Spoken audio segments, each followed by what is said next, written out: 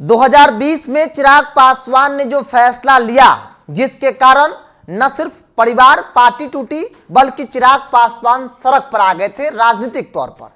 फैसला था कि चिराग पासवान के नेतृत्व में एनडीए से अलग हटकर लोजपा चुनाव लड़ेगी ताकि चिराग पासवान को मुख्यमंत्री बनाया जा सके। नतीजा हुआ 127 सीटों पर लोजपा चुनाव लड़ी और एक विधायक जिताने में वो सफल रहे। बेगूसराय के मटिहानी से राजकुमार सिंह चिराग पासवान की पार्टी के सिंबल पर चुनाव लड़े थे और चुनाव जीत गए। कहा गया कि राजकुमार सिंह चिराग की बदौलत चुनाव नहीं जीते बल्कि वो खुद की बदौलत चुनाव जीते थे और उसी कारण उन्होंने चिराग पासवान का साथ छोड़ दिया, नीतीश कुमार के साथ चले आए। आज की तारीख में एक बार फिर से वही परिस्थिति बनती दिख रही है। सवाल बड़ा है कि कहीं दूसरी बार फैसला पहले बार की तरफ परिस्थिति उत्पन्न न कर दे।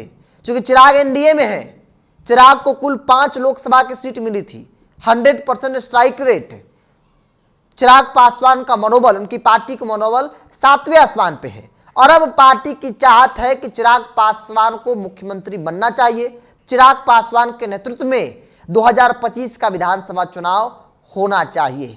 कल लोजपा रामविलास की तरफ से यानी पार्टी की तरफ से तमाम सांसदों के लिए सम्मान समारोह का आयोजन पटना में किया गया था। चिराग पासवान समेत तमाम सांसद थे।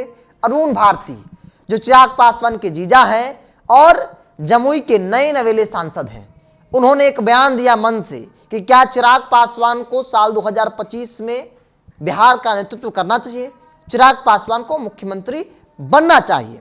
हालांकि न सिर्फ अरुण भारती बल्कि पार्टी के प्रदेश अध्यक्ष राजू तिवारी ने भी उन बातों को दोहराया और कहा कि चिराग पासवान के नेतृत्व में 2025 का विधानसभा चुनाव हो। क्योंकि अब तक भारतीय जनता पार्टी हो या एनडीए के दूसरे तीसरे सहयोगी दल हो, सभी यह मान चुके हैं कि नीतीश कुमार के नेतृत्व में ही विधानसभा का चुनाव होगा। खुद नरेंद्र मोदी खुले मन से एक नहीं बल्कि कई बार इस बात को कह चुके हैं। दूसरी तरफ चिराग पासवान की पार्टी दूसरा राग अलाप रही है। चिराग पासवान की पार्टी एक बार फिर से यह कह रही है कि चिराग पासवान को मुख्यमंत्री बनना चाहिए, चिराग पासवान के नेतृत्व में चुनाव होना चाहिए। सवाल इसीलिए बड़ा है कि क्या चिराग पासवान एक बार फिर से राजनीतिक तौर पर बर्बाद हो जाएंगे? क्या चिराग पासवान फिर से सड़क पर आ जाएंगे? चूंकि एक नहीं बल्कि 2-2, 3-3 बार पार्टी ने उनके नेतृत्व में चुनाव लड़कर देख ली, जमानत जब्त हो गई। बाई इलेक्शन को देख लीजिए, चिराग पासवान की पार्टी को महज 4000 वोट आते हैं। उससे पहले 20 का विधानसभा चुनाव परिणाम को देख लीजिए, चिराग पासवान बेशक नीतीश कुमार को डैमेज किए, 43 सीट पर लाकर खड़ा कर दिए, लेकिन उनके पार्टी के हित में कुछ ऐसा नहीं दिखा। पार्टी टूटी, परिवार टूटा, राजनीतिक तौर पर चिराग सड़क पर आ गए, दिल्ली की बंगला तक खाली हो गई। हर विकट परिस्थिति का सामना करना पड़ा था चिराग पासवान को।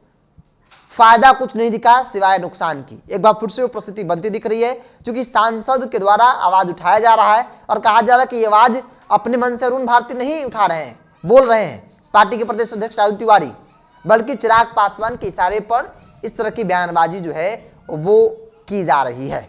बहरहाल आपकी क्या राय है चिराग पासवान को लेकर? क्या वाकई में चिराग पासवान सक्षम है पार्टी और गठबंधन के साथ इस तरीके की बातचीत में समन्वय को स्थापित करने की?